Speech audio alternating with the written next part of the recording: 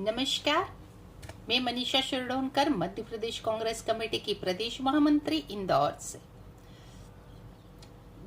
विगत 40-45 दिनों से लगातार किसी न किसी मुद्दे को उठाकर मैं आप लोगों के बीच आती रही हूँ।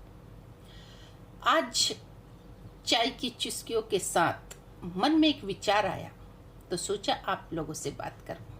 हेलो फ्रेंड्स, कैसे हैं आप सब और आपका परिवार भी कैसा है? ईश्वर से मैं हमेशा प्रार्थना करती हूँ कि आप और आपका परिवार हमेशा खुश रहे, मस्त रहे, स्वस्थ रहे और आप सबका स्नेह, प्रेम, आशीर्वाद हमेशा मुझ पर ऐसा ही बना रहे।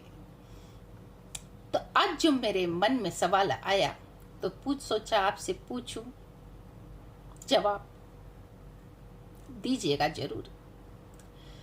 अगर विधायकों को अपना समर्थन वापस लेने का अधिकार है तो वोटरों को भी विधायक से अपना वोट वापस लेने का अधिकार होना चाहिए।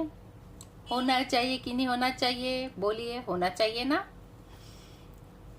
ताकि कोई भी विधायक बिकने की हिम्मत ना कर सके। आज के राजनीतिक परिदृश्य को देखते हुए मन बहुत दुखी भी है और व्यथित भी है। किस प्रकार से जनप्रतिनिधि लोग जनता के दिए हुए मत का दोहन और जनमानस का अपमान कर रहे हैं। लगातार लोकतंत्र की हत्या कर रहे हैं अपने स्वार्थ के लिए, केवल अपने फायदे के लिए। दल बदल राजनीति का जो दौर चल रहा है मध्य प्रदेश में, वो आने वाला समय और भी भयानक दृश्य होने वाला है। क्योंकि जब जनता ने किसी दल को वोट दिया और उस दल का नेता विधायक अपने स्वार्थ सिद्धि के लिए, अपने लाभ के लिए जनता के दिए हुए वोट का सौदा करता है और अन्य दल में सौदेबाजी करके अपना गुणा भाग बिठाकर जनता के मतों से खेलता है। जनता के दिए हुए वोट को बेचकर अन्य दल में या तो वह व्यक्ति विधायक मंत्री बना दिया जाता है या राज्य मंत्री का दर्जा दे दिया जाता है। यह पुरस्कार उसकी गद्दारी का होता है जिस दल को वह व्यक्ति छोड़कर आता है। राजनीति में कोई दिन ईमानदारी, कोई ऐसा व्यक्ति नहीं जिसके दिल में ईमानदारी हो, वफादारी हो अपनी पार्टी के प्रति। इन 22-23 में से किसी के दिल में नहीं थी। अपनी पार्टी के प्रति अपनी संवेदनाएं नहीं बची इनमें। राजनीति केवल अपने लाभ को अर्जित करने के लिए एक जरिया रह गया है, इससे ज्यादा कुछ नहीं।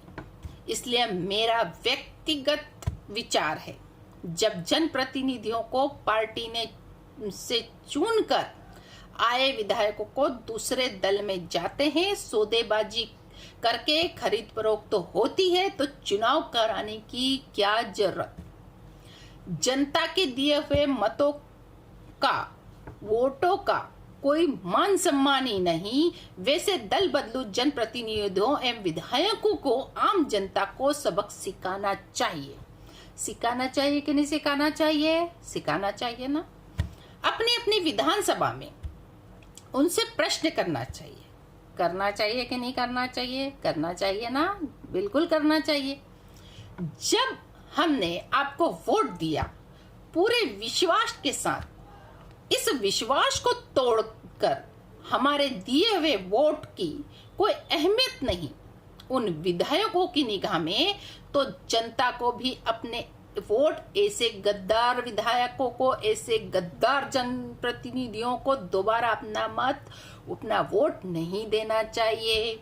नहीं देना चाहिए ना, बिल्कुल नहीं देना चाहिए। वेरी गुड, देना भी मत। यही सजा होगी इन गद्दारों की, इन जनप्रतिनिधियों की, जब आप अपना वोट ऐसे लोगों को नहीं देंगे। इस देश के लोकतंत्र को बचाना है भ्रष्टाचार, करप्शन का और दल बदल की राजनीति को रोकना है। रोकना है कि नहीं रोकना है? रोकना है ना। तो इनको वोट मत देना बिल्कुल भी।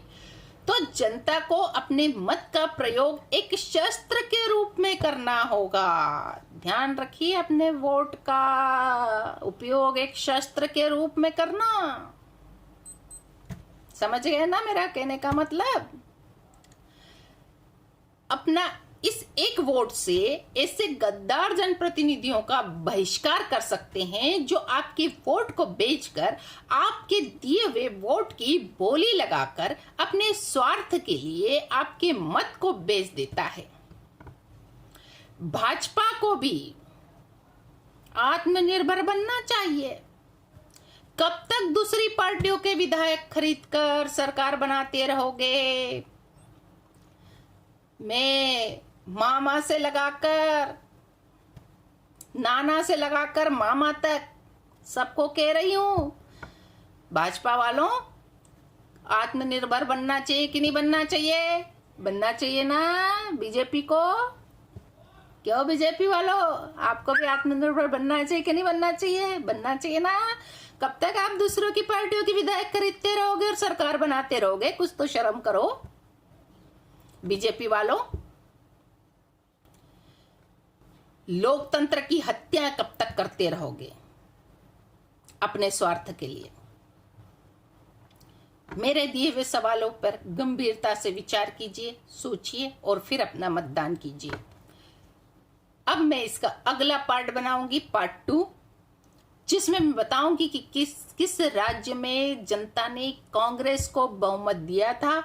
कांग्रेस का बहुमत होने के बावजूद ये बीजेपी के बेशरम लोगों ने खरीदी फरोख्त करके अपनी सरकार जबरदस्ती बनाई वहां पर, और लोकतंत्र की कहां हत्या की।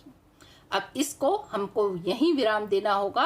अगर हमने इनको नहीं रोका यहाँ, अगर इनकी जीत होने दी तो लोकतंत्र की हत्या की जीत होगी, करप्शन की जीत होगी। इन सब को हमको रोकना है। भ्रष्टाचार की जीत होगी, उसे भी हमको रोकना है। इन सब को रोकने के लिए हमको कांग्रेस पार्टी का हाथ मजबूत करना है, कमलनाथ जी की सरकार बनाना है और वापस कांग्रेस का शासन लाना है। जय हिंद, जय भारत, वंदे मातरम। पार्ट 2 जरूर देखिएगा।